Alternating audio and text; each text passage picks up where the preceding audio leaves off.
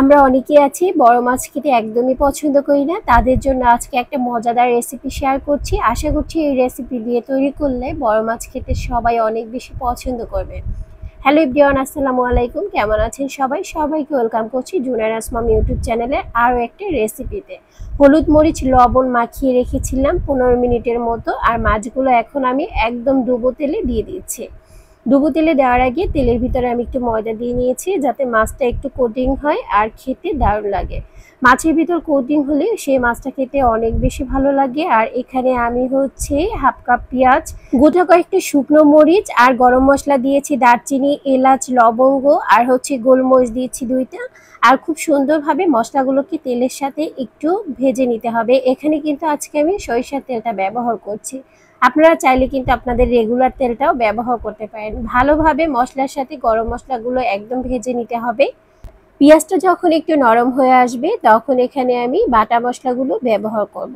বাটা মশলা দিয়ে বড় মাছটা রান্না করলে অনেক বেশি স্বাদের হয়, আপনারা একটু ট্রাই করে দেখবেন। জিরা বাটা দিয়ে দিচ্ছি 1 টেবিল চামচ, রসুন বাটা দিয়ে দিচ্ছি আমি 1.5 টেবিল চামচের মতো, আর একটু মশলাটা বেশি ব্যবহার করছি। এখানে আদা বাটা দিয়ে দিচ্ছি 1 চামচের মতো, আর এটা ডিপে ছিল দেখে এটা একটু জমাট বেঁধে গিয়েছে। আর এখানে কাঁচা মরিচ আর পেঁয়াজের পেস্ট দিয়ে দিচ্ছি আমি 1 টেবিল চামচের মতো। ভালো করে একটু নেড়ে চেড়ে মশলাটাকে সুন্দরভাবে কষিয়ে নিতে হবে। মশলাটা যত ভালোভাবে কষানো হবে মশলার ফ্লেভারটা তত স্ট্রং হবে, খেতেও কিন্তু ভালো লাগবে। এই পর্যায়ে আমি গুঁড়া মশলাগুলো দিয়ে দিচ্ছি। হাফ চা চামচ হলুদের গুঁড়া, লাল মরিচের গুঁড়া 1 চা চামচ, লবণ দিয়ে দিচ্ছি আমি 1 চা চামচের মতো। এখন সামান্য পরিমাণ পানি দিয়ে দিব মশলাটাকে আরো ভালোভাবে কষিয়ে নেওয়ার জন্য। মাছের মশলা ভালোভাবে না কষানো হলে মশলাটা পানসে লাগে, খেতে একদমই ভালো লাগে না। আজকে যেহেতু আমি একটু বড় মাছ নিয়েছি, আর বড় মাছে কিন্তু মশলার প্রয়োজন একটু বেশি হয়, আপনারা একটু বেশি করে মশলা দিয়ে এটা রান্না করবেন, বাসার সবাই অনেক বেশি পছন্দ করবে। 3 থেকে 4 মিনিটের মতো মশলাটাকে আমি ভালোভাবে কষিয়ে নিয়েছি। কষানো হলে এখানে আমি গরম পানি দিয়ে দিচ্ছি 1 কাপের মতো। 1 কাপ পানিতে কিন্তু আমার রান্নাটা হয়ে যাবে। অনেক বেশি পানি দিব না, তাহলে মাছের যে ক্রিসপিনেসটা সেটা একদমই নষ্ট হয়ে যাবে, খেতে ভালো লাগবে না। সেজন্য ভেজে রাখা মাছগুলো আমি দিয়ে দিচ্ছি। আর মাছগুলো কতটা ক্রিসপি দেখে আপনারা অবশ্যই বুঝতে পারছেন।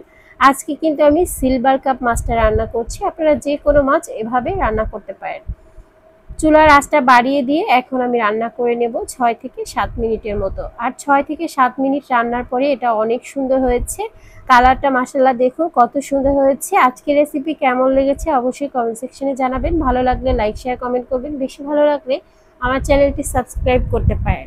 আর মাছটা একদম রান্না হয়ে গিয়েছে। গরম ভাতের সাথে এরকম মাছ হলে কিন্তু আর কিছুই লাগে না।